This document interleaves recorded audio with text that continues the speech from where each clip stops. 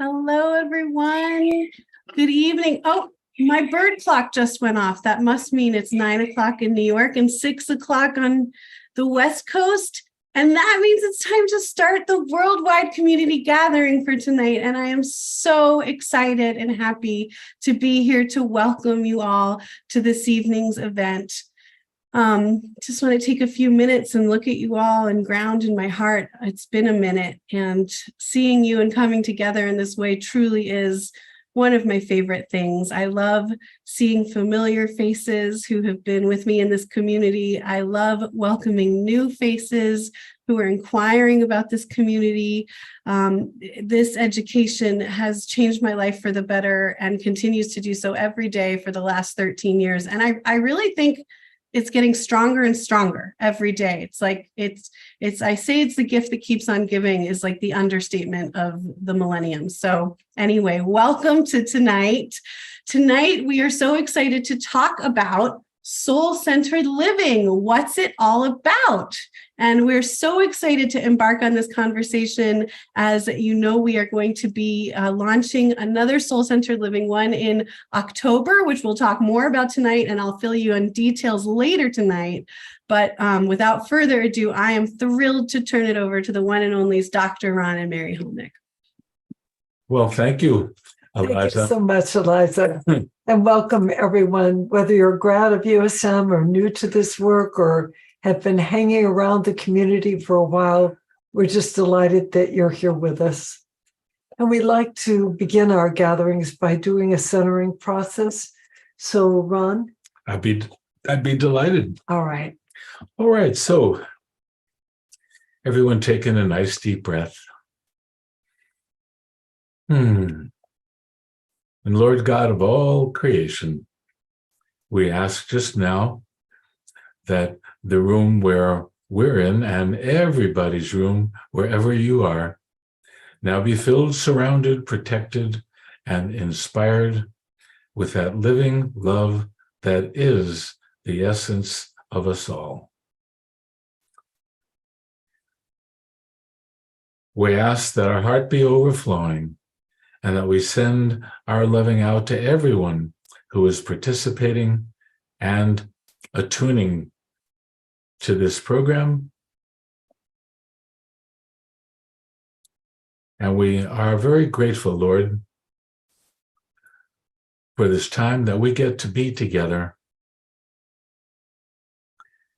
and sip the loving energy as it flows into our hearts. And for this time, we give our thanks. So be it.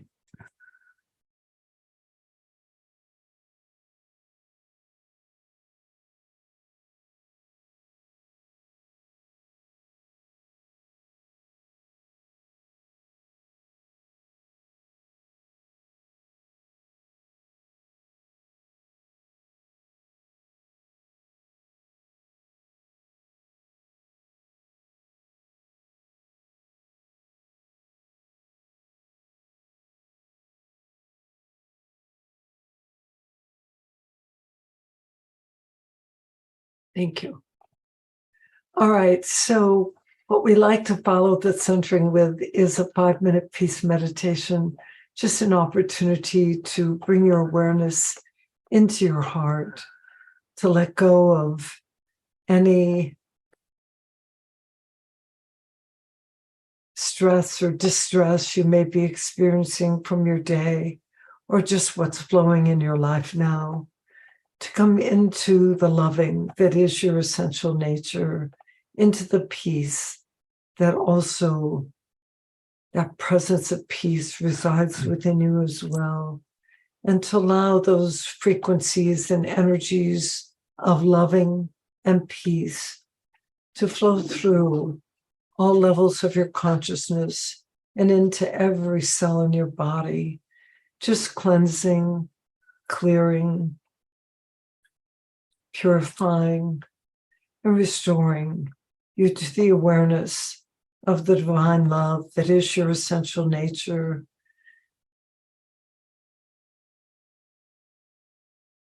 To reside in the authentic self the hallmarks of which are loving and peace, joy, wisdom, inner knowing, self-trust, and the radiance of the light within.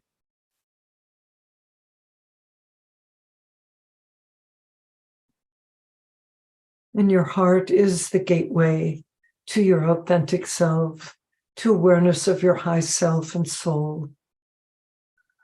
Spirit's infinite love and wisdom and guidance are always available to us. And we can access it simply by slowing down, by following the rising and the falling of your breath, by breathing in the loving and breathing out the loving, breathing in the presence of peace and breathing out peace.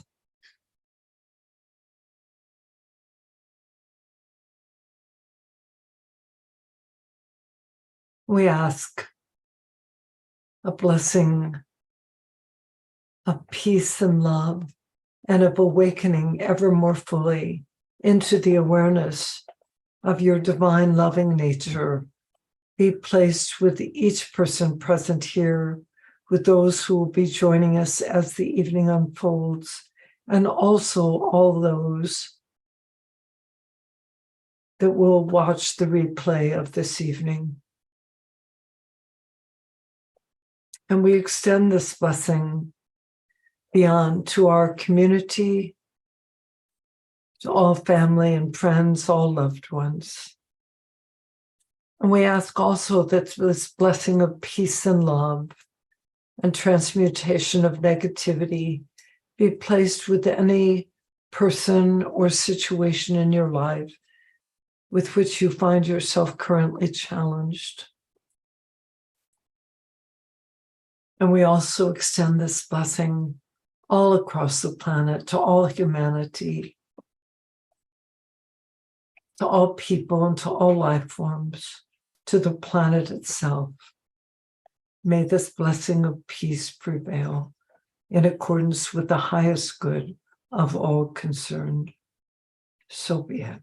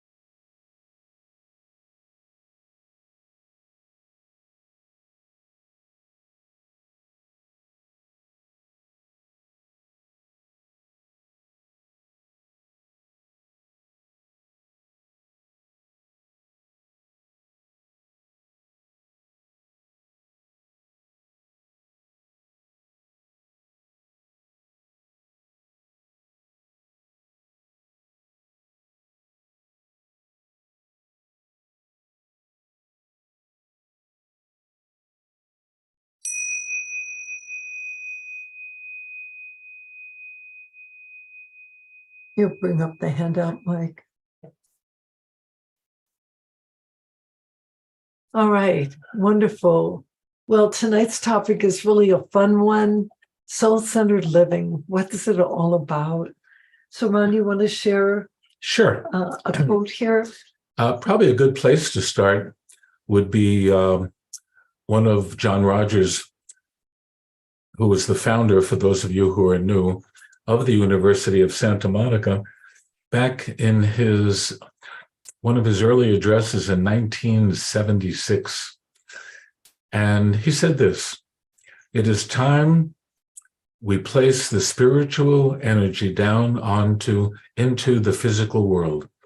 And the way to do this is through education. We shall teach and learn to cure ourselves rather than alleviate symptoms. We shall transcend to the point of going through something for the last time. Completion will be a part of the spiritual ecology." Now, I'd like to say a little bit about that to start out with. So there's a tremendous sense of, well, it's not just a sense, it's a reality of awakening that's taking place on the planet at this time. We're not the only ones that are talking about this and working with it, but the number of people that are perceiving it is growing exponentially. And it's a radical shift that's going on because it changes what we have previously thought about as learning and education and the purpose of education and what a successful life is.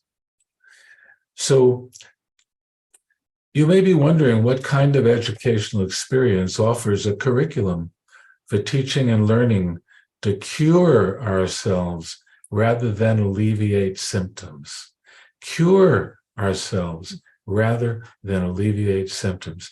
What does such a curriculum include? What does it mean to place the spiritual energy down into the physical world and to do it through education? What happens in the USM classroom when we set this intention? So, as is written in the handout, can they see that, Mike? Or they have a copy, Ron. Okay. So we may as well just read it, what we had written. Spiritual psychology, as learned and practiced through USM's soul-centered educational approach, is heartfelt, relevant, practical, highly experiential, and transformational. In plain English, it's life-changing. The USM classroom is known as a safe and sacred space within which deep healing and the revelation of the true self occurs. You know, and I think those words are so apropos to what the experience of being a student in one of the programs here at USM is all about. It's like you meet a community of like-hearted and like-minded individuals. The education is relevant because it's really all about the internal process that goes on within your consciousness. And it's also relevant to your everyday life because the skills and the principles that you will learn and practice in the course of the program are things that you can apply every single day of your life.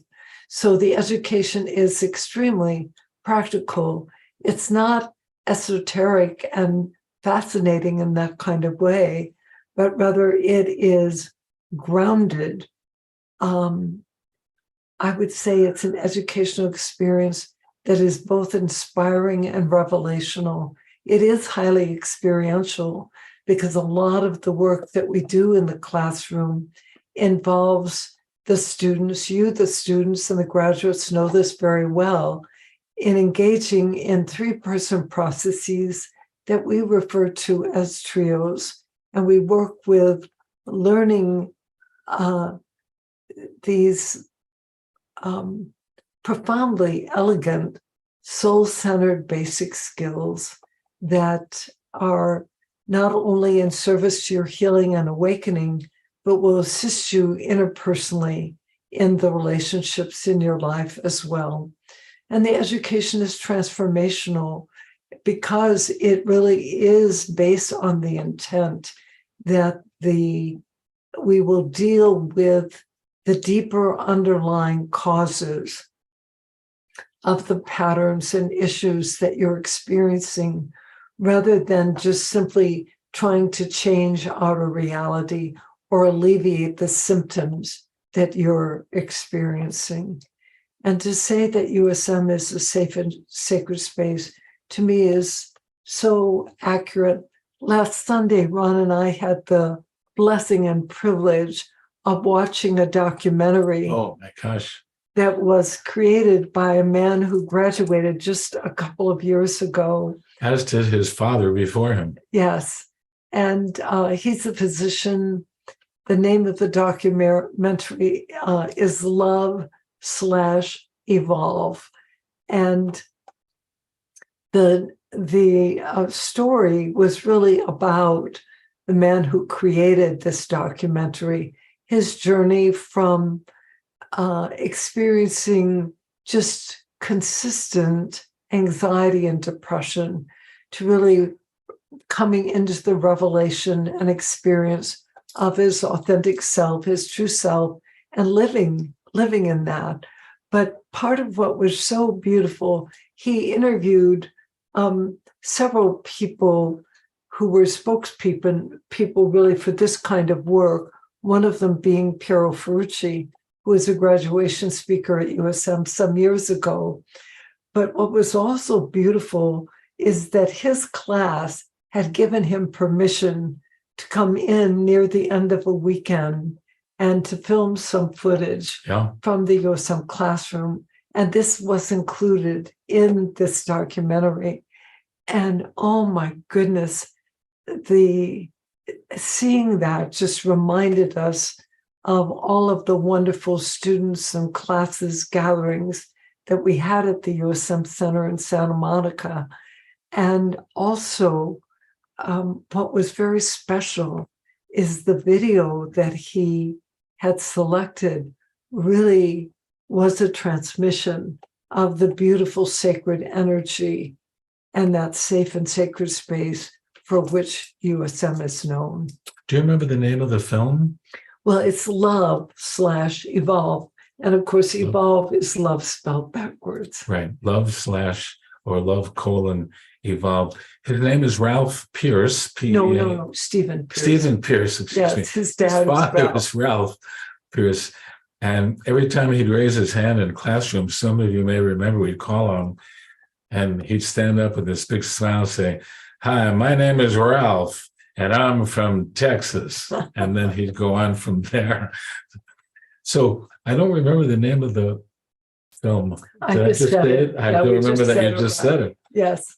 Yeah. Anyway, we'll be sending the notification out as soon as we get more details. But we really encourage you to watch it. You will enjoy it. And we're hoping to have an evening where we can play at least a segment of it for the community, and perhaps both Stephen and Ralph can join us also. Yeah, or maybe we'll play the whole thing. Maybe. Yes. Why not? It's Why so not? beautiful. I'd watch it. Very inspiring and moving. So on the handout, we've included some things really as talking points for this evening. And those of you that are graduates of the program, you're very familiar with the goal line of life, which refers to physical world reality. And it's all the things that are external. It has to do with career, relationships, our health, our family, our life purpose, and meaningful contribution.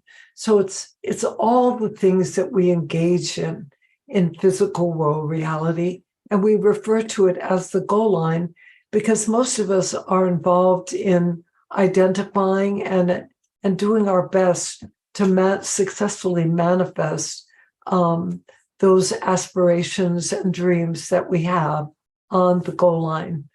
The soul line on the other hand, is a vertical line.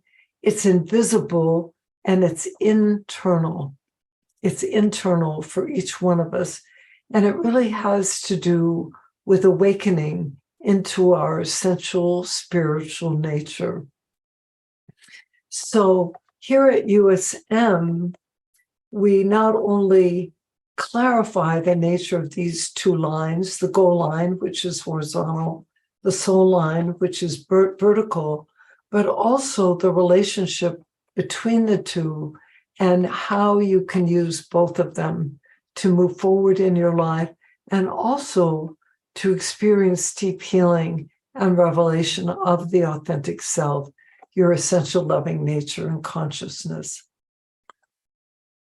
So let's talk a little bit more then about this focus of healing or issue resolution. And so much of issue resolution really has to do with releasing the ego's false narrative. And the ego's false narrative, the ego's involved in duality. It's involved in good, bad, right, wrong. And its nature tends to be judgmental, tends to be critical. And I think Michael Singer, in his book, The Untethered Soul, spoke about the ego as the roommate that lives in your head.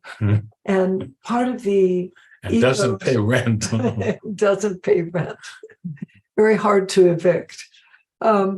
So the ego's false narrative really comes down to attempting to convince you that you are unworthy, that you are unworthy. And because the ego exists in the duality, it's very adept at assisting you in experiencing the very painful suffering and anguish that goes with that sense of separation, being separated from yourself, being separated from your loving, being separated from the essence of who you are. So these tools of issue resolution are designed to assist you in shifting identification, assisting you in shifting into the awareness of your authentic self. The authentic self is loving, it's wise, it's compassionate, it has inner knowing, it is infinitely creative and majestic.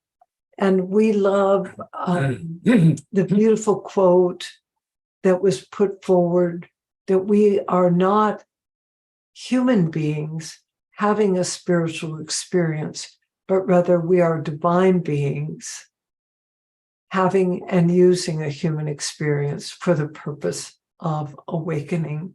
And as we awaken into that awareness, we experience more of the wholeness, more of the well-being, more of the resilience and radiance of the light within.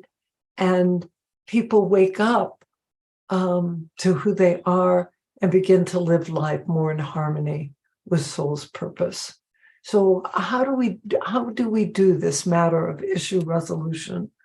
Well, in the very first class weekend, we work with introducing 33 soul-centered principles, which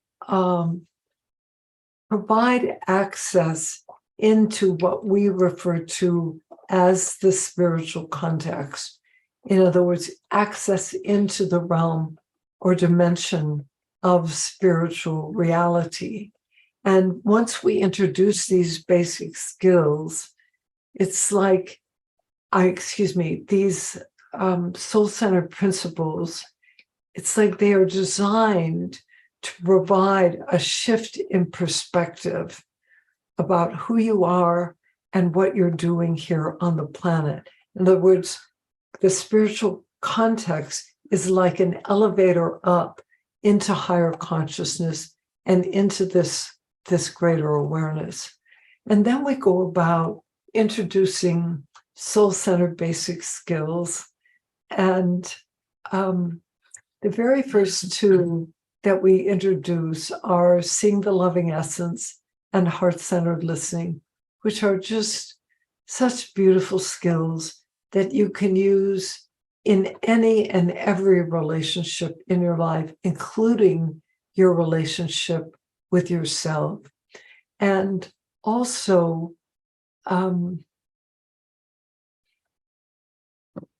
not only do they assist you, these basic skills, the first two are seeing the loving essence and heart-centered listening. So seeing the loving essence in other people. Imagine seeing the loving essence in your children or child, in your partner, in the people that you work with, in your friends, in strangers that you meet, that rather than looking through the ego's eyes, you're looking through soul-centered eyes that sees the loving essence, that sees that radiant light of the soul within them. I mean, these are beautiful skills and profoundly life-changing. Heart-centered listening is learning to learning to hear with the ears of your heart. Seeing the loving essence is learning to see with the eyes of your heart. And we go on from there. Those are the first two skills, so foundational.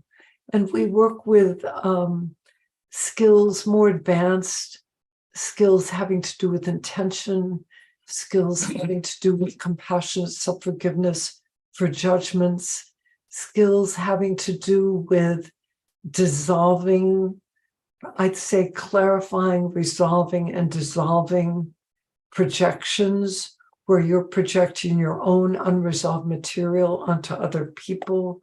And you can learn to recognize when that's going on, to take ownership of those projections and to bring them to resolution.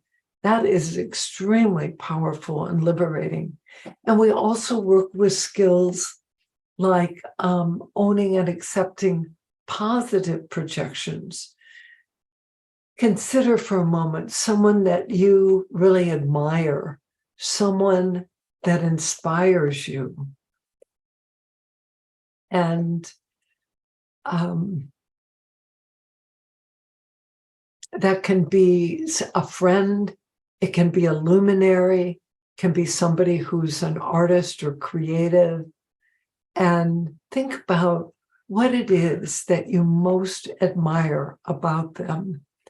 And I'm thinking of someone right now who's a creative. They're an incredible writer. They have just a beautiful access to that font of creative wisdom, inspiration inside themselves. And they're also an extremely eloquent speaker. And so when I think about owning that projection, I can own that I too have access to the wellspring of creative inspiration that Spirit provides inside myself, and that I too can cultivate and even more fully develop that access. So then this year in the Soul-Centered Living program, it's structured in a way such that there are 4 courses, each of which meet for 3 weekends. That's not quite true. The first 3 courses meet for 3 weekends over the course of 3 months. So it's a 9-month program. And then at the end, there is a 3-day laboratory that is a capstone to it and a bridge to the second year program. But this year, the class that meets on Tuesday evenings is going to be devoted to assisting students in learning and applying principles and practices of co-creation. And the intention of this course, it'll meet once a month on Tuesday evenings from 5 to 8:30. And we'll share information and do processes that are designed to support you in more consciously architecting your life, more in harmony with your heartfelt dreams, your aspirations, and your soul's purpose. And we're very excited about making this a very specific course within the program that has this focus, because it's such an important part of spiritual psychology. So one of the things that I think is so valuable about this work is that through participating in the program, you have the opportunity to really anchor deeply in the awareness and knowing that your outer experience proceeds from the inner. In other words, outer things don't cause your upset. They may trigger unresolved material inside of you, but they are not causative. The outer is more a reflection. It proceeds from what's present within our own consciousness. And this awareness and the tools that you'll learn in service to that, they provide just tremendous leverage for healing issues for the last time. Do you want to add anything about that, Ron, about how the outer proceeds from the inner, or anything else here? No, I think you've said it all. The only thing that I would add is the time that we're living in is very, very, very indicative and very, very, very important in that it's a tremendous time of spiritual evolution that has been predicted for many centuries, and we are living through it now. And people who have this education are very well equipped in order to be successful and make their way through it. And for people who don't yet have this educational experience, and the most important part of which is not a presentation of facts, but experiential education where we work with each other as students and we get to experience what it is that we're talking about. And for those of you who may not know it, the word education itself comes from the Latin educare, which means from the heart. Or to call forward from within, to evoke. In other words, this education is designed to evoke your experience of the authentic self, of the presence of love and peace and joy and aliveness, creativity and wisdom that you are. Yeah. In other words, it actually is set up to move you into those kinds of experiences. And I'm sure those of you who are listening, who are grads, you know exactly what I'm talking about. Maybe in the sharing, we'll hear some about it. For those of you who are new, and we know there are several of you here this evening, this is largely for you. And it's always a good refresher, Ron. Yes, in absolutely. my experience. So, and the last bullet there on the handout, learn to love and accept yourself and your Earth School curriculum. One of the principles of spiritual psychology is that Earth is a school and that each of us enroll for our own unique curriculum. And curriculum refers to the issues that we took embodiment to learn and grow through and to heal. Curriculum also includes the gifts that we came to share. And very often it has to do as well with soul's purpose and our path of meaningful contribution on the planet as well. And I think the other thing here is that in the classroom, it's like in the trios, students have the opportunity to be a sharer, someone who's guiding the process, someone who's learning how to work with a particular skill. There's a second person who's a sharer, and sharers talk about what is meaningful to them, about challenges they may be experiencing, or in some cases, aspirations and dreams that they have. And the work that goes on between the facilitator and the sharer is designed to assist the student in doing what we refer to as working your process, and learning to work your process in service to issue resolution. So these trios are designed to support healing and the revelation of the true self. And the third chair in the trios is that of the neutral observer. What incredible training sitting in that chair is, because you have no responsibility to engage with the facilitator and the sharer until the process comes to completion. And then there's an opportunity for offering supportive acknowledgement and feedback. So, and whenever we do a process, all three partners get to experience a rotation where they sit in each of the three chairs. It's a very, very powerful method for experiential education. And of course, we've just done the little thumbnail here, just touch on some of the highlights. And of course, there's so much more.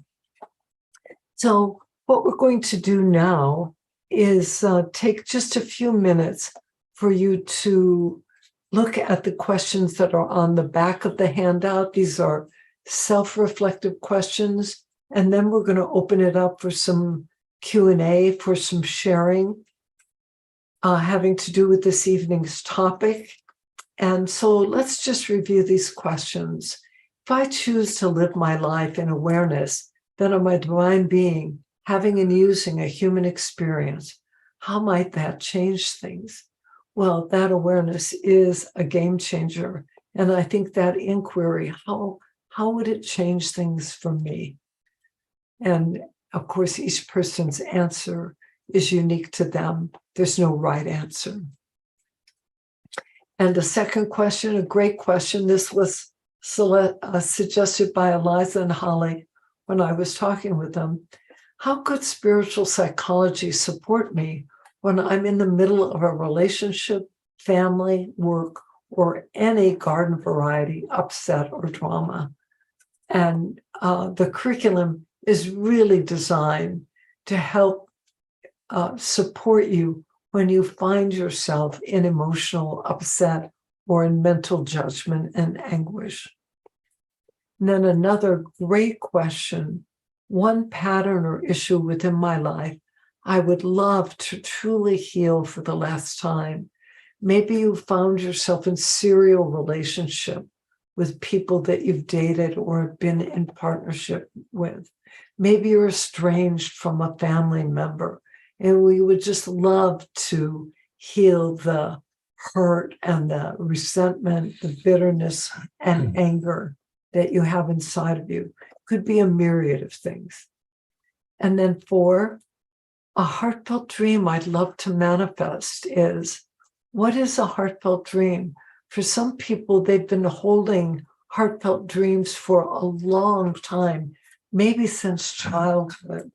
And the program is structured in such a way to nurture and encourage you to bring forward these dreams, to let go of whatever judgment, guilt, self-recrimination you may have for not yet manifesting it, and freeing you so that you can begin to move forward into the manifestation of it.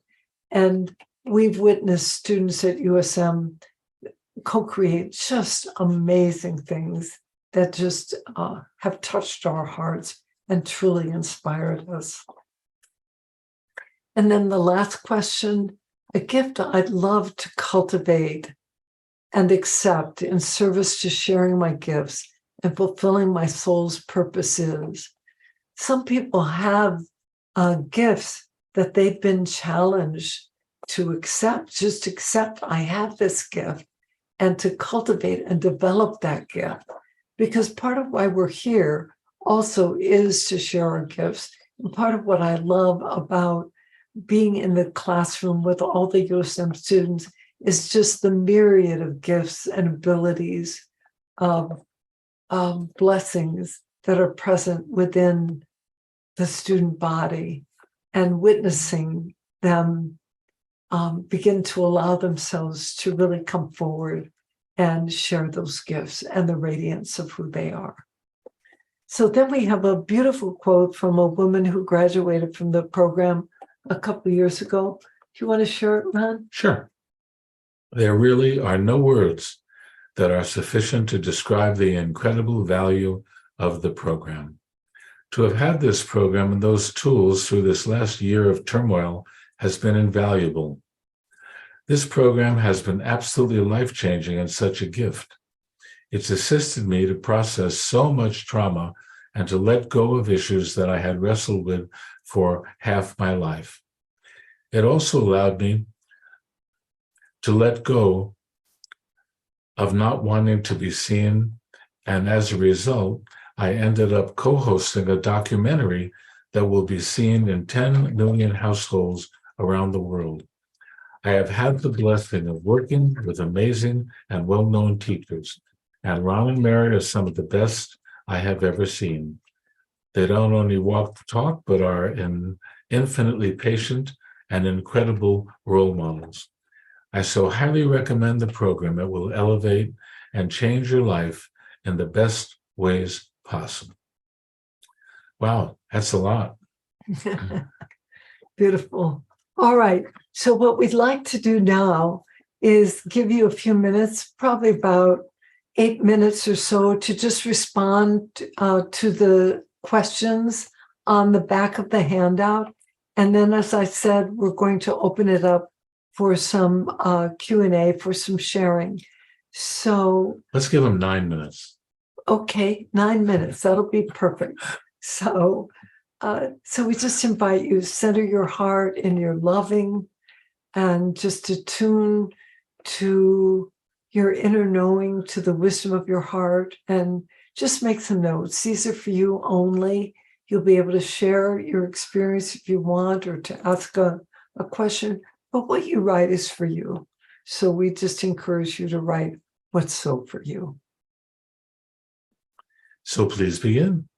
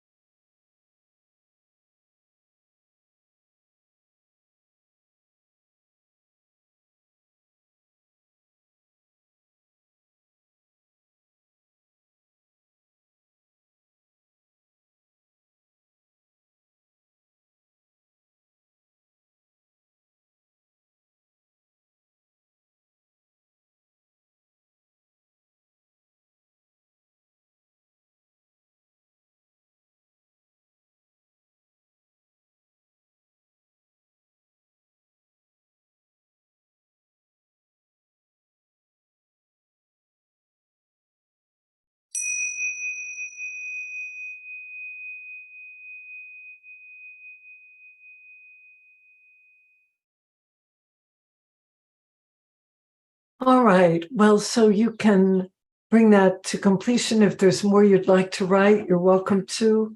Ron and I were talking while you were making notes, and we realized we didn't share something that has just occurred, which is really Big news. quite extraordinary. And that is that this past weekend, Friday, Saturday, and Sunday, a Loyalty to Your Soul workshop was offered in Beirut, Lebanon, by two USM grads who live in Lebanon. And we received communications from them during the event.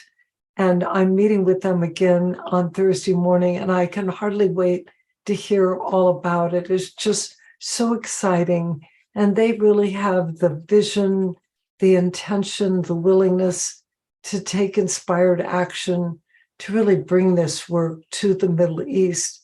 And they have already set a date for the initial workshop in Dubai, which will be offered on October 6th, 7th, and 8th, which is the same weekend as Loyalty to Your Soul will be offered, not Loyalty to Your Soul, Soul-Centered Living 1 will be offered here. We'll share energy. And it's going to be incredible because of the time difference. It's like USM work will be in session almost around the clock on those 3 days, which is really, really incredible. And to consider this work that we began so long ago being offered and anchored in the Middle East is just very heartwarming and inspiring to us. All right, so we're going to open it up now. And if you're a new person, we'd love for you just to raise your hand so we can get a sense of the new people that are here. We're not going to call on you unless you have your hand up when we then ask for sharing. Wonderful. So we're seeing some of your hands, which is beautiful, and just a really warm, heartfelt welcome to you. And if you have questions about spiritual psychology, about what we mean by soul-centered living, or any of the things that we've spoken about or that you've read about, we're happy to respond to those as well. Just let us know if we call on you if you're a new person, because there are certain things that we wouldn't be speaking a particular way because you might not know what the hell we were talking about. All right, so let's start with you, Gulnaz. And if I mispronounce your name, please help me. And if you'd start with your name, and I believe you're new, so welcome. Where are you? Oh, right. Yes. Yes, I am new, and I'm so sorry. I had to go get the dinner because right here, it's like around 10. We had a late dinner. I did not go through the whole thing. I'm so sorry, but I am very excited. And I must say that I came to know to this program because of Sania Bari. And I went through a very difficult time myself. And she was there to help me, coach me.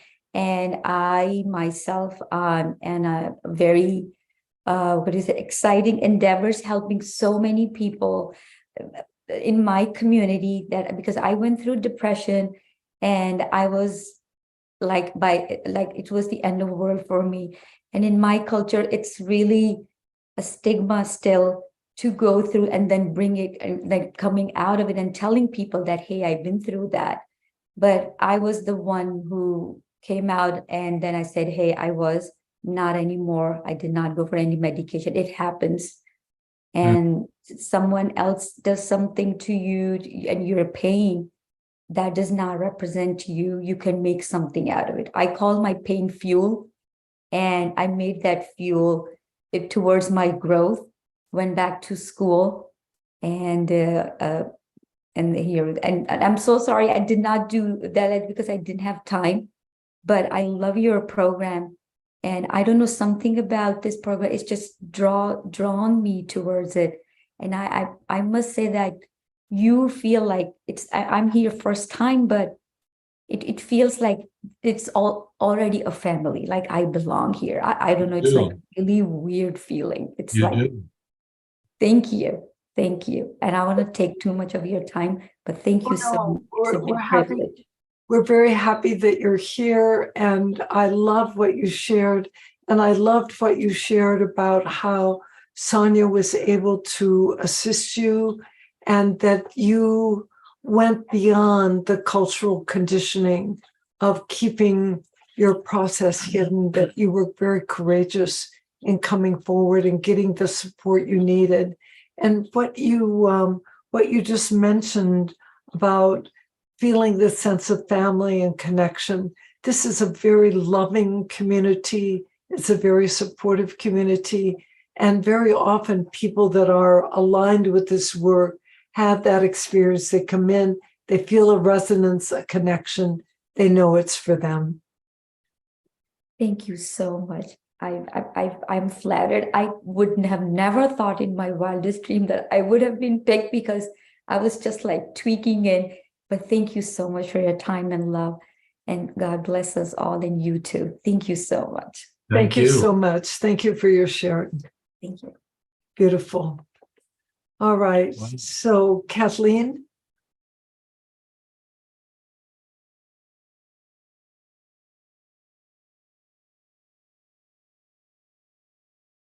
Kathleen, we need you to unmute.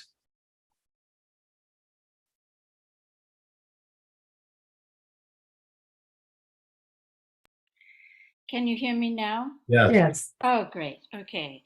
It is so wonderful to see you again. I'm just thrilled and so happy. I just want to impart this wisdom that this is the best thing. USM is the best thing I've ever done in my life, for my life, and also for my daughter's life. And the change in her was remarkable. So I decided to take the program also, and I'm so, so glad that I did. And she's doing well, and I know she would love to say hello to you, and I'm doing extremely well. I'm dressed like this because I just played Queen Titania in Shakespeare's Midsummer Night's Dream. I just got back in time to get in on the call. And I just think it's so wonderful what you two have done with your life, raising people's minds and hearts and souls like you do. And I wish for everyone that they can take your program. Thank you. Beautiful. Thank you so much. It's wonderful to see you, Kathleen, and to know you're doing so well. I am. I really am. Give our regards. I will indeed. Beautiful. Thank you. Michael? Hi, you guys. I'm Michael. I'm a graduate. I've been wanting for some time to somehow express how important this program's been for me. My background is that I was very lightly spiritual and not at all religious. And when I went to the classroom, I had the most remarkable experience of hearing things said that I had never heard before, but somehow feeling very familiar. Yes. And that was quite something. And the other thing that was remarkable was the way my emotions became more accessible to me. They say not all the popcorn pops at the same time. So I got a late start, but it was a remarkable experience of feelings and have experienced the trio system, which is pure genius, because 2 out of the 3 positions in trio are providing service to others. And of course, the third one is providing service to yourself. And it was a continuously deepening experience. So for anybody who's considering doing this sort of thing in this USM environment, my advice would be to, first of all, watch your dreams. Secondly, Be open to synchronicities that start to appear, things you would have dismissed as totally non-meaningful previously. Suddenly you begin to realize there are synchronicities everywhere. And thirdly is to be willing to accept just the possibility that everything is all right. So I want to thank you guys. I love you guys. I love all the students. I love the assistants. And thank you very much. Beautiful. Thank you so much, Michael. And I loved what you shared about the awareness that you were hearing things that somehow you already knew. Yeah. And it's like, I think that is one of the hallmarks really of this education. It's like when people hear spiritual principles and when they hear the wisdom of the heart, it has resonance. And there's something so welcoming about that. Yes. Yes. At some point, it was already in there. Yes, That's right. exactly. Beautiful, Michael. Thank you so much. Thank you. Angela?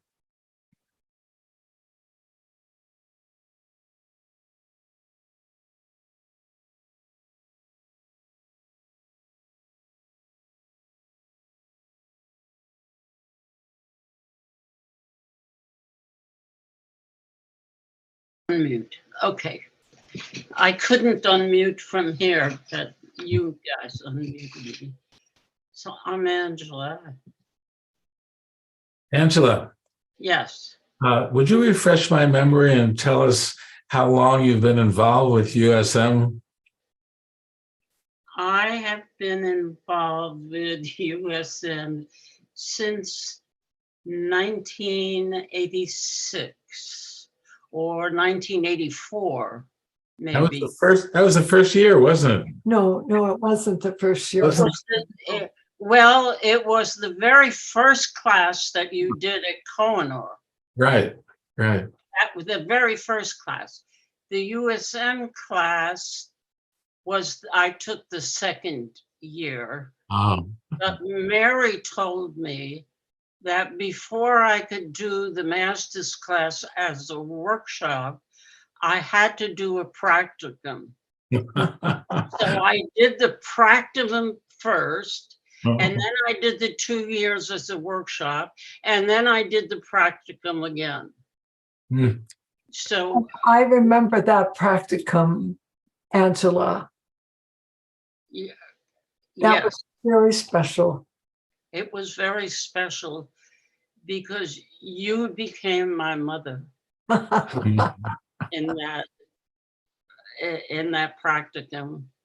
I rebirthed in that practicum. And needless to say,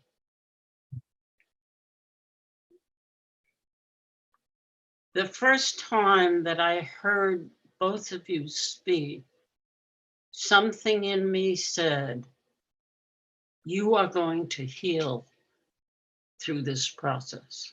And my intention since I was a small child was to go home to God. That I seemed to know that was my curriculum, and that whatever I had to do to clear myself and go there.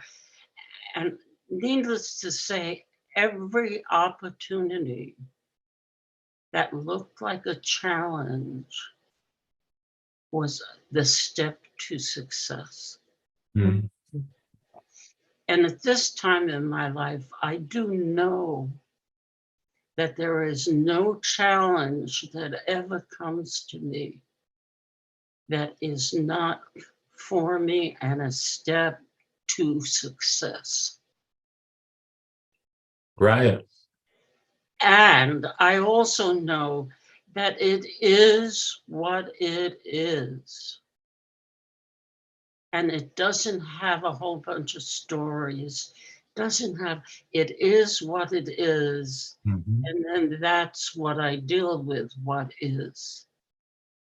Right. And then that allows me to deal with it in a neutral way, in a Yeah. very neutral way. So I would just like to share recently, I'm what, 91? I Okay. think I the don't know. 91 or 92. Doesn't make any difference. I had a fall, Mm. my first maybe serious fall. However, and I gashed my head and I had staples in my head and I was recovering. I had no broken bones. I mean, it was a miracle that I only had a gashed head. So, and my MO is the good news was that there were good looking dudes that came with the ambulance, made the day. So, what I came to realize, I had some body pain, and everybody said, "Well, you don't need to have pain. Take Advil." So I started to take Advil, and it really put me out of touch with myself, Mm. moved me out of my intuitive knowing for Mm. some reason. So I took it for a while. And then I said, look, I'm not taking it anymore because I don't know where I am. I don't know where I am, if I'm healing, if the pain is still there, so I just stopped taking it and I started doing a meditation, a balanced meditation every night before I went to sleep. And in 2 days, I was out of pain. Mm.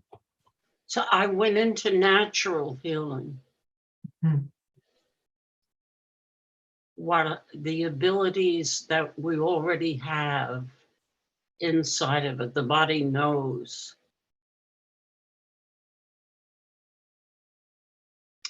And I think I'm doing pretty well. I'm out and about it again. It's only a couple of weeks. And but really what I would love to share is just an eternal gratitude to both of you for what an impact you have had on my life. So I can be an old lady that's loving, that's grateful, that shares my loving in the world, and that I'm able to do this. Yeah. That it isn't something I try, it's something that comes up in me. Like I was recently asked to do a house blessing Mm. to people that are not in the movement. And I geared my house blessing to what was best for them. And Mm. I'm so grateful for the differences in all of us.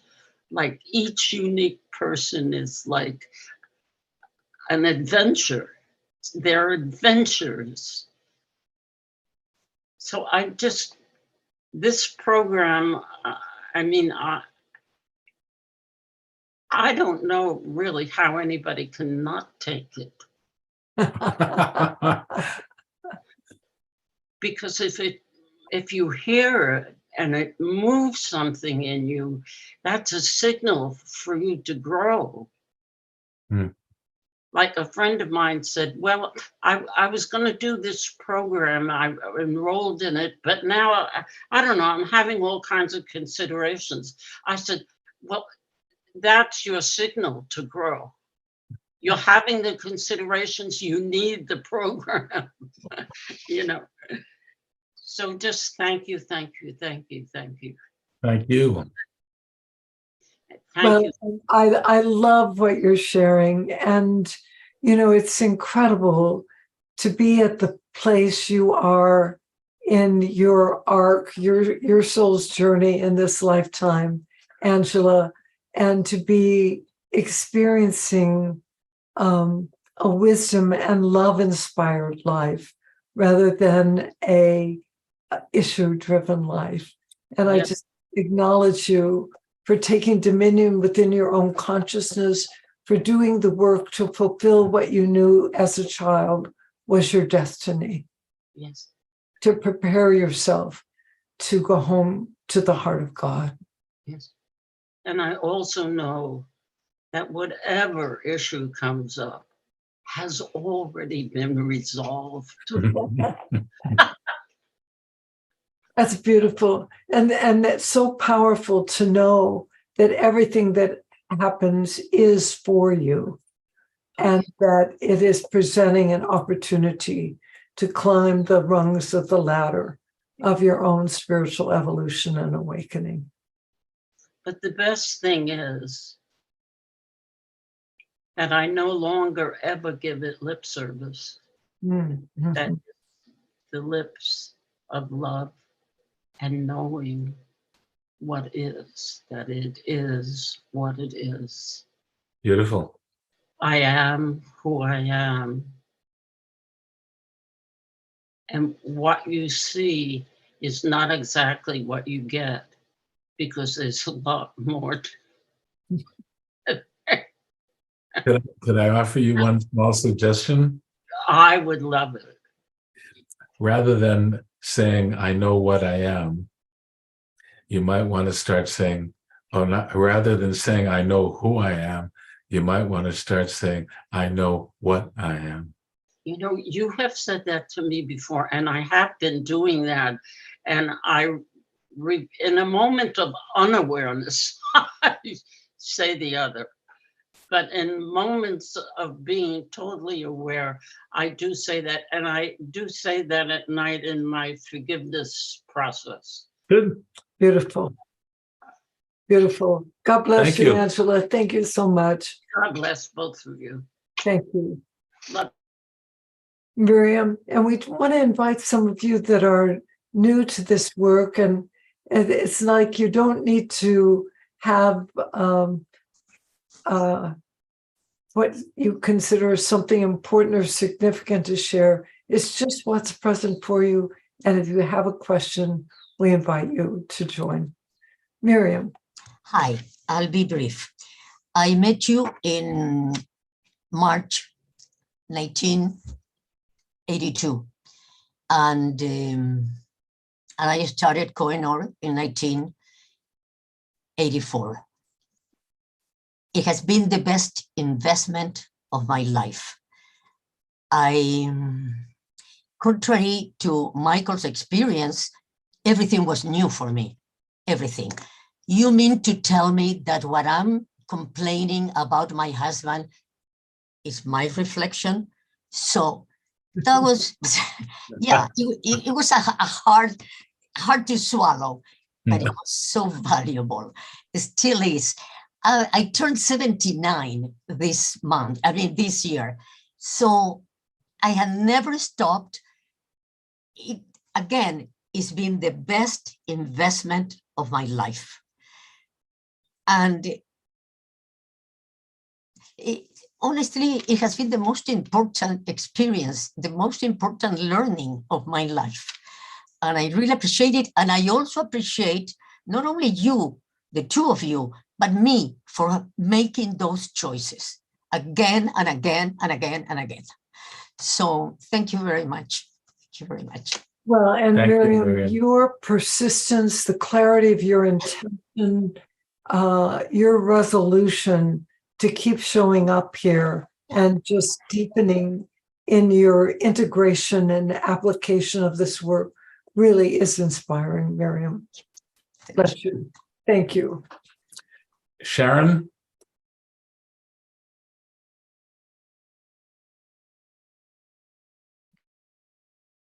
Can you guys hear me? Yeah. Yes. Okay, thank you. Wow.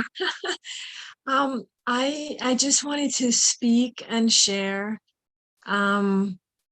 first of all, shout out to the class of 2013.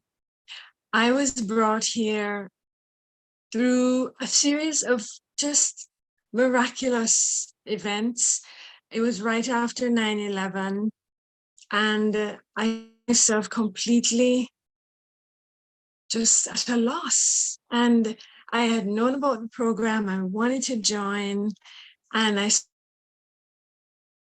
now is the moment to move forward on this channel, because there was so much chaos and so much drama.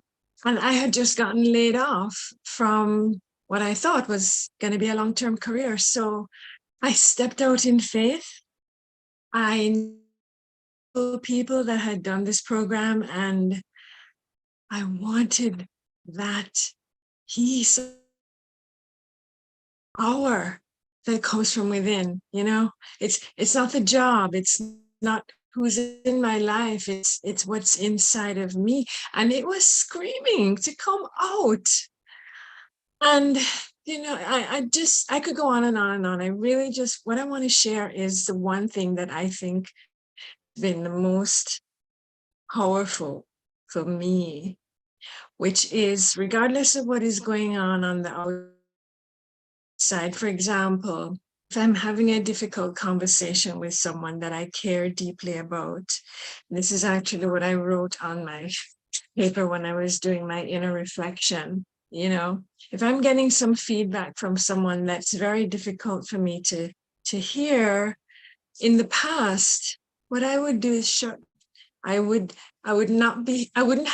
have the capacity to really take it in, because even though it may be harsh, there was something there for me. There was something there that I needed to hear. And apparently I hadn't been hearing it for quite a few years of my life. And so the thing for me with USM was it allowed me to quiet the voices, quiet the noise, to just come to a place of able to just really listen, keep my heart open and listen, and just really hear what was being said to me and hear what was behind the words.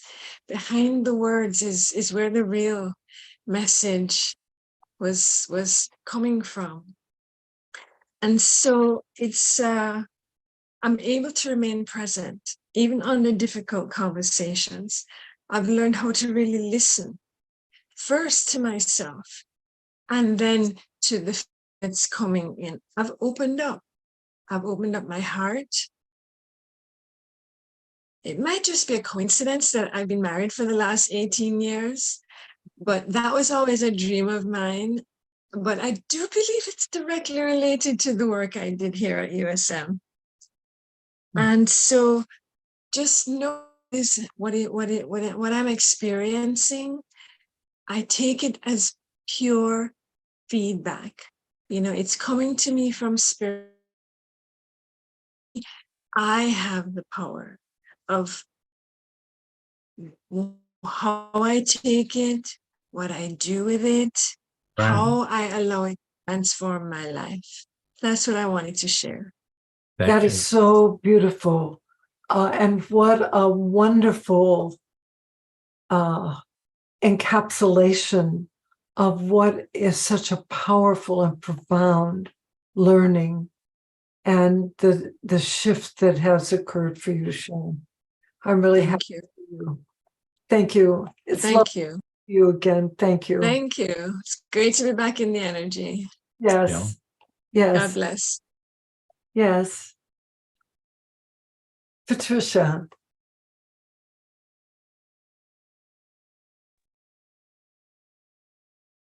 Hi, can you hear me?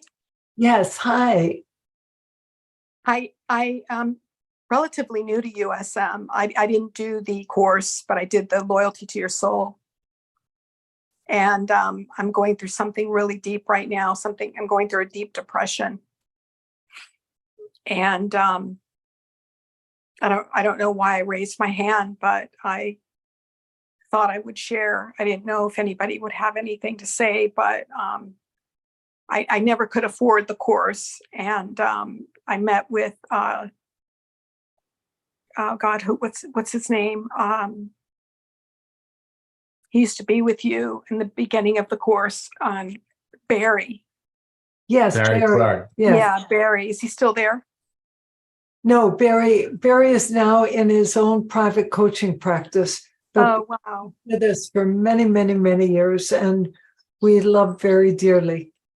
Yeah, I met with him, and he tried to get me in, but I could never get, like, I could just never afford it. And I'm going through a very hard time, and I lost my job, and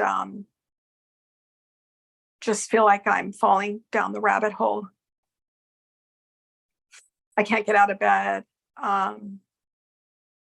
My job was my identity, and I feel like I've lost my identity. Yes. What kind of did you do? Well, I was a project manager in advertising, and then I became an executive assistant in a nonprofit. Yes. And I lost my job at the end of March, and I just feel like my world is over. Yes. Because I don't have a sense of, I really just went for a career. Yes. Did I understand you to say at the beginning of this sharing that you did take the recent loyalty to your soul? Not recently, but I've taken it before. I won it. Somebody gifted it to me. Yes. All right. So, depression can be a variety of things. Underneath the depression, it can be grief and loss. Yes. Often there's a great sense of grief and loss. So one of the things I would encourage you in, it's important to let yourself grieve the loss of this work that was very meaningful to you. So important to let yourself have those tears. It's also important to know that you have an opportunity to exercise choice in how you relate with yourself. You know that one of the principles of spiritual psychology is that how you relate to the issue is the issue, or how you relate with yourself while you go through the issue is the issue. And part of what I would suggest to you is that compassion and self-compassion can be a very powerful key in beginning to shift this. First, there's the grieving. But second of all, it's so important to this is an event, but it does not need to define who you are or to define your life. And if you have judgments about what happened or about yourself, I encourage you, you were exposed to compassionate self-forgiveness, which is an act of kindness and compassion with yourself, knowing that who you are is the presence of love. You're not worthless because you don't have a job. That's what I feel like. I understand. I understand. Yeah, I just feel like my whole life was rooted in career. I never had kids. I really didn't create a life. I'm really sad. I feel like I have no life now, and I don't know what I'm doing here. And I'm deeply, deeply depressed and sad, and just I've gone through a lot of loss in my life as well. What other kinds of loss, if you could just... I've lost my parents. I've lost my childhood home. I've lost everything. My career, my dog. couple of places to live. I feel like I'm homeless, jobless. It's like I've been suicidal actually. Like I just can't go on. It's too much. You know, are you connected with anyone that you can talk with? Yes, I am. And do you have a therapist or a counselor in your life? I do. I have a psychiatrist and a therapist. I've had a few. Yes, good. And you know, the thing, it's like you can choose to change your mind and your beliefs about what these events mean. You can choose to change the way that you're relating to yourself and thinking about yourself. You do have a choice in this. It's like there are certain choices that we can make inwardly that tend to perpetuate the situation that we're in. And there are certain choices we can make outwardly that tend to perpetuate it. But there are alternative choices that you can make. And Patricia, that could begin to shift this. It's How do like, you- say again? Just how do you go on when you've lost everything? You literally have nothing. I mean, how do you go on? It's so heavy, it's so deep.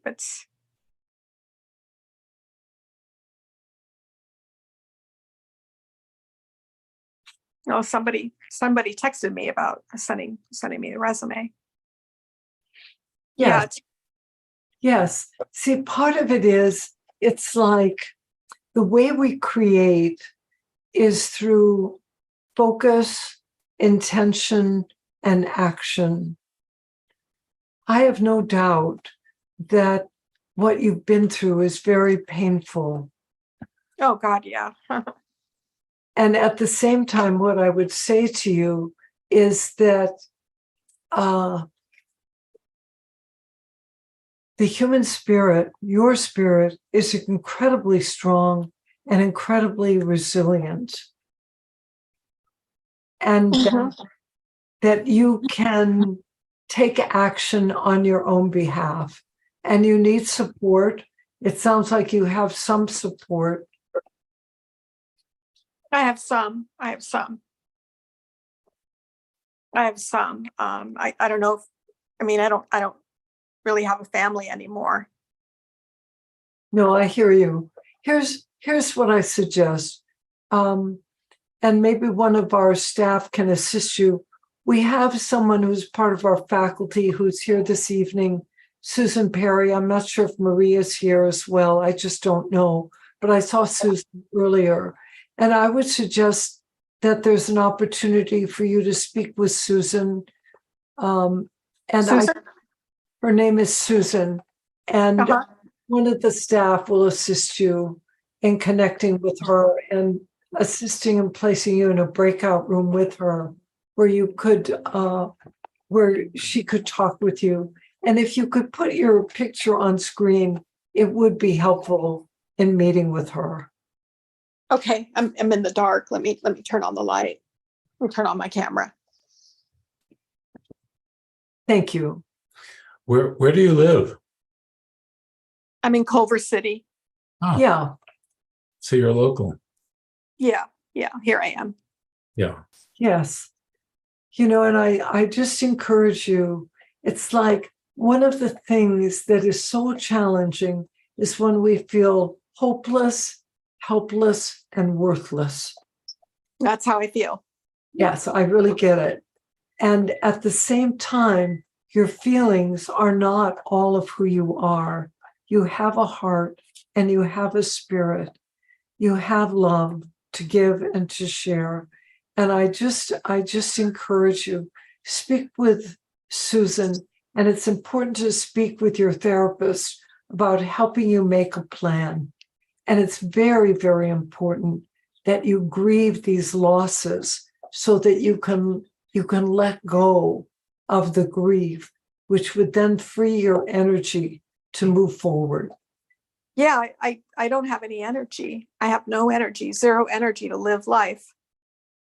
Well, at this time, I'm going to ask one of the staff to assist you in moving to a breakout room with Susan.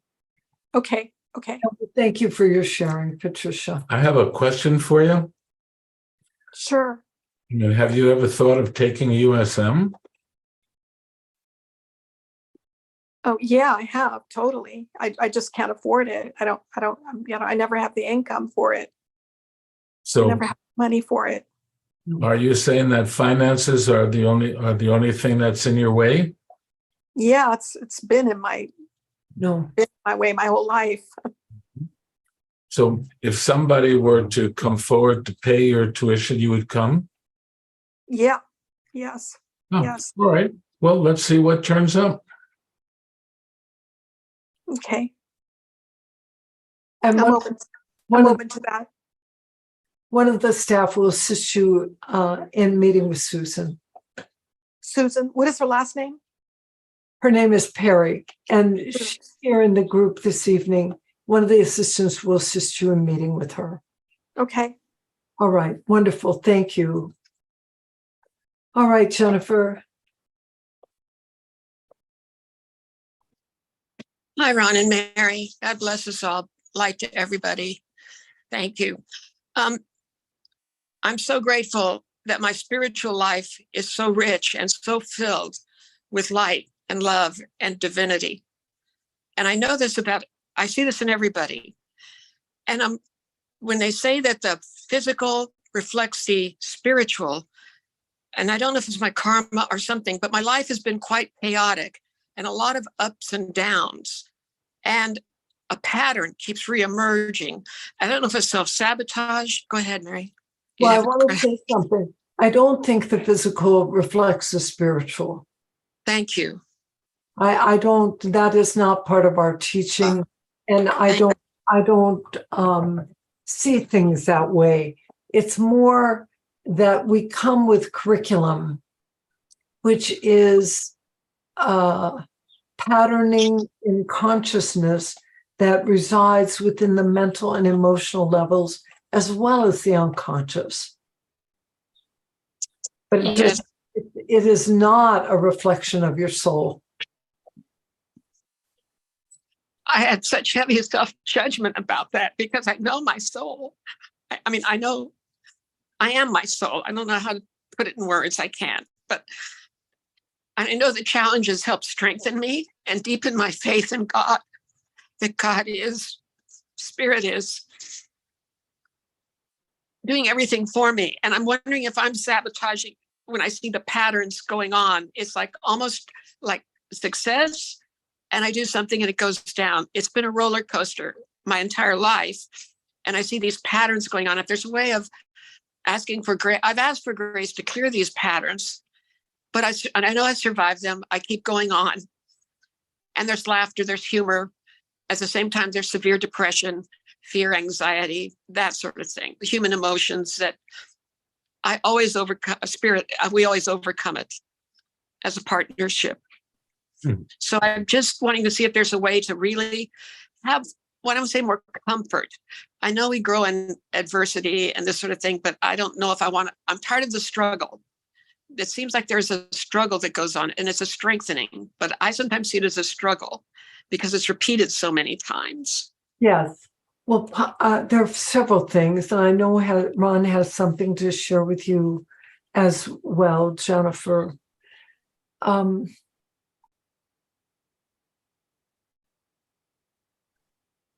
The founder of the school, John Roger, brought forward a very powerful tool called freeform writing.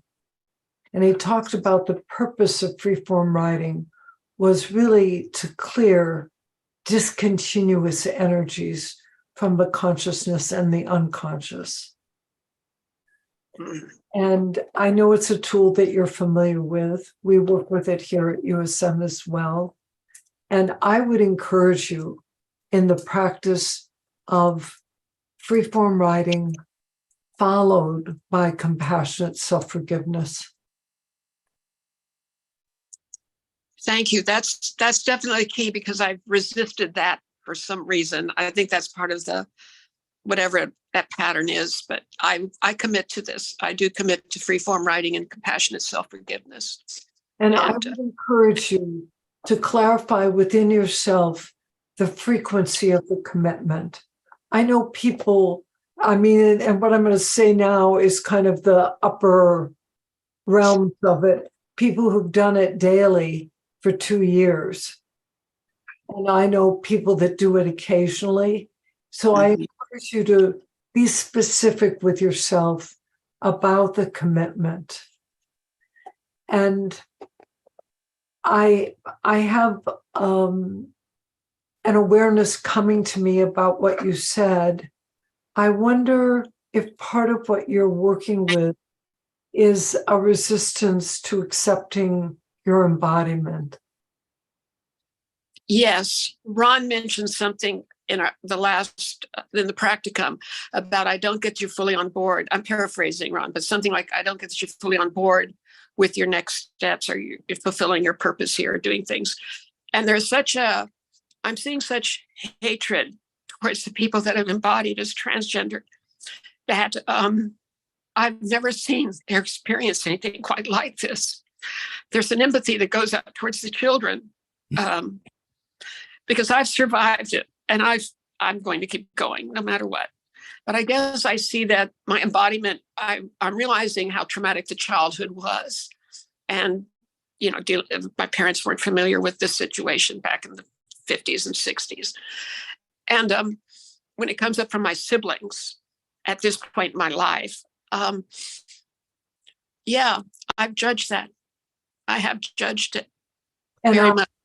And I encourage you in just working with compassionate self-forgiveness, acknowledging those judgments, but seeing if you can move to the place of empathy and compassion for yourself and let them go. Because judgment is issue superglue. Judgment tends to hold the patterns and the pain of them in place. And so more compassion for yourself. And it's like the freeform writing will help release things. The forgiveness will help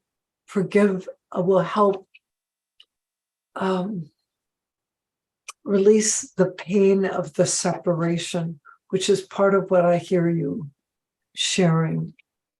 And very much, yes. You know, and I would wonder, Jennifer, I mean, and this is an external thing, but I'm going to offer it because it is present in my awareness, that you consider the possibility, if it's available to you, to relocate to an area of the country that perhaps is more receptive.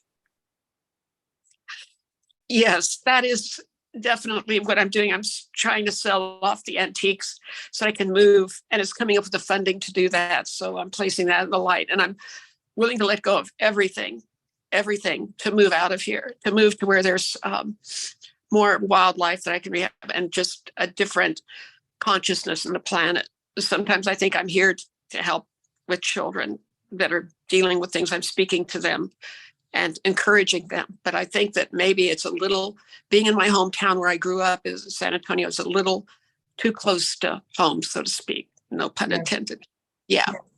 Well, I encourage you to place that into your meditation and to see what the inner guidance is that comes forward for you. And I just want to remind you that outer experience is a reflection of inner reality. And it sounds like one of these deep opportunities is accepting your embodiment and acceptance of that which is. Thank you. Thank you. So I have a question for you. Sure, Ron. So, given what you shared and given your whole USM, Go ahead. given whole USM training, where is God in all of this? I pray to God. God is within me, and I do my seminars every day, SEs. I feel, in some ways, I feel God is separate in that there is a bigger God, and I know that God is within me. Let me stop you. Yeah, go ahead. Because that's a belief that's very ingrained in you that you need to shift. Okay. So I'm just gonna lay this right out. God is not within you. I'm within God. You are within God, and that never changes. Are there any keys to shifting that awareness that's been so ingrained for so long? I mean, just Yeah. like saying, I am a part of God is stating that, and Yeah. then the belief will, or the experience will come from that. Why don't you try starting to say it 100 times a day? You know what I mean, the more that you acknowledge a truth, the more that truth starts to resonate in the rest of your system. I Yeah. feel it shifting. Second, right? See, I am in the heart of God. I am within God. In fact, I am part of God. There's nothing that will change that. And all the rest of it is just what in the Jewish faith we'd call mishigas, which means a lot of crap. I know Meshuggah. That's another word for it. But so you've got it backwards. And as long as you've got it backwards, you're always seeking for something that you've already got. That's crazy making. I guess I see so much, I mean, hatred or negativity or evil, actually evil. I don't want to say, I don't know if it's evil. You call negative. it. I'll call it, it's where people are being attacked. And I don't see how that is. I know they're part of their. Listen carefully. Listen carefully. Yeah.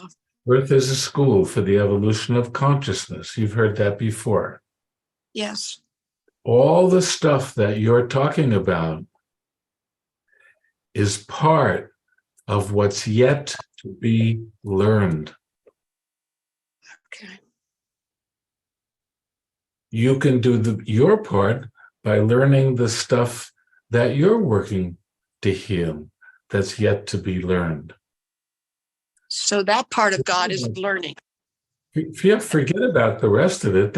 That's all people, they're working on their level of the classroom. Remember, a classroom is for things unlearned yet, not for things you already know.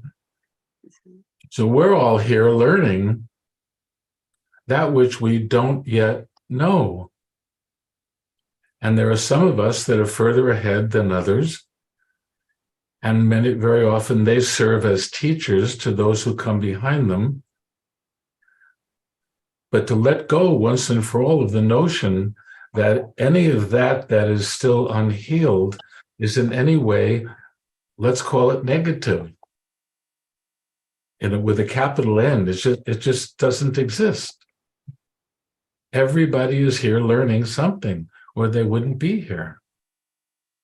So it all is serving Spirit's purpose, as are you. So all of this stuff that you've been talking about, it's time to say, you know what, all of you stuff, it's goodbye time. All of my stuff that it's goodbye time. I forgive myself for ever judging any of it. I just let it all go. It's not real anyway.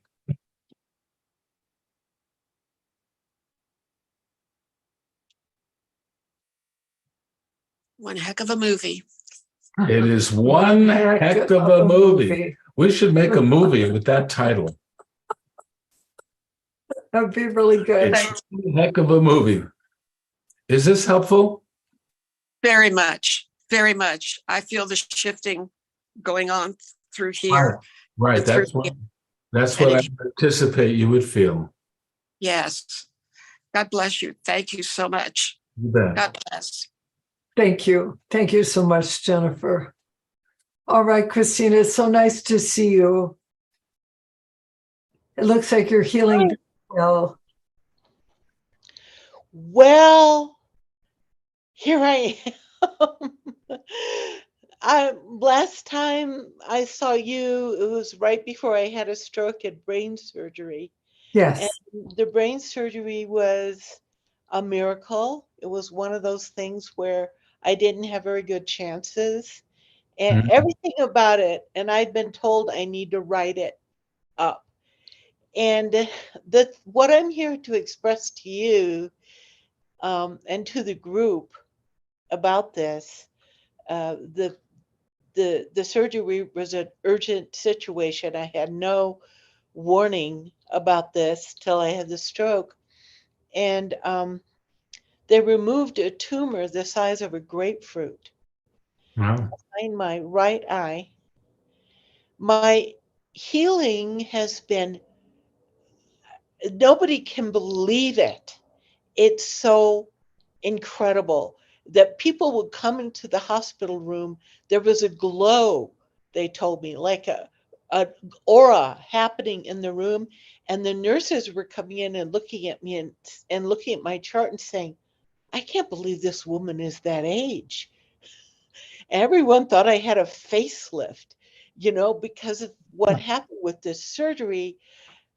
Okay, so I don't know. And Ron, you don't have to go into it, or Mary, I know this may not be the platform for it, but I'm curious about your opinion.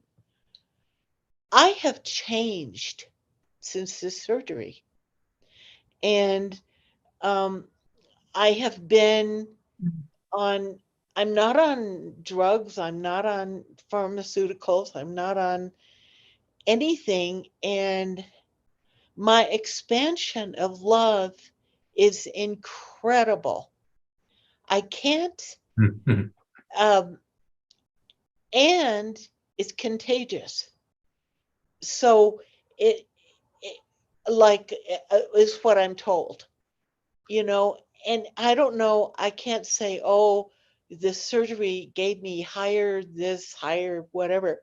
I'm not, but the expansion of my ability to love is huge. Excellent. So that I don't and it's a little crazy. It's like I went into the kitchen after my surgery. I love my pots and pans. I think you're so beautiful. My God, look at you just shine, hanging there. Look at this lemon. Oh my God, where did you come from? And the only being in my life that is like that is my dog, with just this unconditional, incredible loving. I, f- I, okay, this, like I said, it's huge, and I want to write about it. There's so many things that have happened Yes, since right the about it. surgery, but I'm a different person. Yeah. And Which I is think, beautiful. I think that the USM year I do too. leading to that, because I couldn't do the practicum because I was having brain surgery, which is funny.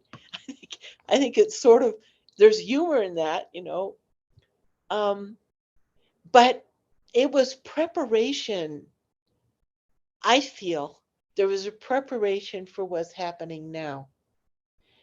And I trust exactly that this surgery and the all of the learnings and putting into practice of USM have made a situation in my life that well, it's life changing, the whole thing, but it was a, I don't know how to say it. It was like a preparation for something physical to shift, um, that is just enormous. Which So is I'm so grateful for it all. I'm grateful to you two as always. It just you two are just magnificent teachers and people. And thank you from the bottom of my heart for the energy preparation for this huge change in my life. Beautiful. Well, and I'll just share very briefly. John Roger, the founder of the school, you may have heard him say, a lot of karma can be cleared under the surgeon's knife. Right. That makes sense. And you know, also another thing, my first teacher used to say, to a tough steak comes a sharp knife. Oh my. And yet, what I hear and what you shared is just incredible grace. Incredible grace, Christina. It is. And I it's odd. I was really ready to, I wasn't afraid of this surgery. My whole family was. They were all with me. But I thought it's okay. It's whatever happens, it's really okay. Yeah. I knew that whether I lived, whether I didn't, it was just so it was so perfect would be the word. Yeah. And now it's one thing that's happened since surgery, with all the other changes, I can't control tears at all. So I tell people, maybe in a counseling session, somebody says, "Oh, my dog threw up last night," and I go, "Oh," like my compassion is just overflowing. Beautiful. I have no control of tears. So there you go. There you go. I love you, love you, love you. Love you. Thank you for your beautiful sharing. Thank you. So glad you're with us. Thank you. All right. Well, I think, Ron, it's time to bring this to completion so that. Well, it's been amazing. Yeah, amazing and beautiful to be with all of you. And Eliza has some things to share. There are upcoming events that I think you'll want to know about. And so, Eliza, please take it away. Yeah, I always love to share about upcoming events. And wow, what a wonderful evening. I think we can just percolating in the love juice of USM was so wonderful. And I so appreciated hearing from all of you guys that have been with us for such a long time, and the vulnerability of your newcomer shares and the wisdom in these skills and how applicable they are, you know, almost immediately, or not, I'm going to drop the almost, how applicable they are immediately to what's going on in our lives. And I know I have personally always valued that. To me, that's one of the things that makes the USM education so special and unique, is how tangible, applicable, and practical it is for issues that I experience in my daily life. And as I said earlier, it changed my life 13 years ago and continues to do so. And I think we saw a lot of examples of that in other people tonight as well. So I'm so excited to share with you that we are going to be holding the full 10-month Soul Centered Living 1 online program, A Way of Being, A Way of Life, starting October 6th, 7th, and 8th. And oh my gosh, it is so exciting. My beloved colleague Holly and I are having incredible calls with students that are inquiring about the workshop, registering for the workshop. We had a bunch of incredible, wonderful souls from the Loyalty to Your Soul workshop. Sign up for the SCL1 program. And they're so excited about it. And I'm so excited to talk to you about it. And so is Holly. So if you have any questions about that, the link is in the chat. You can click there to learn all about the program. And you can always call Holly and I. We love exploring how this program could serve you at this time, and can't wait to connect with you. The other really exciting thing that I want to share with you is, leading up to this program, we have it's a 5-part course. It's a golden opportunity to live a spirit-inspired life. It's a 5-part course in spiritual psychology, beginning Tuesday, July 11th from 6 to 8 p.m. There are going to be 5 of them. They build on each other. It's really amazing. It's an incredible way to, again, continue to refresh skills or learn more about how you can use this education in your life. So you can RSVP to that event too in the chat. There's a link in the chat, which is wonderful. I know I'm counting the days already till July 11th, so I can't wait to see you all there. And of course, in July, on July 15th and 16th, we have the really exciting workshop for grads only in God's living room. This is going to be just, I can't wait for this. Grads, if you haven't gone to our website to read about it and like register immediately, I encourage you to do so. It's just going to be so amazing, and I can't wait. Again, that's July 15th and 16th. Link in the chat. There's a theme. The links end up in the chat, right, when I talk about the items.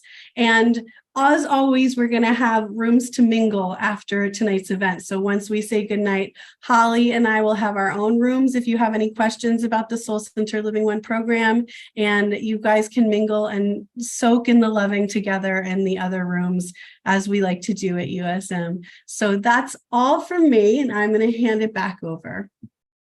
Love you guys.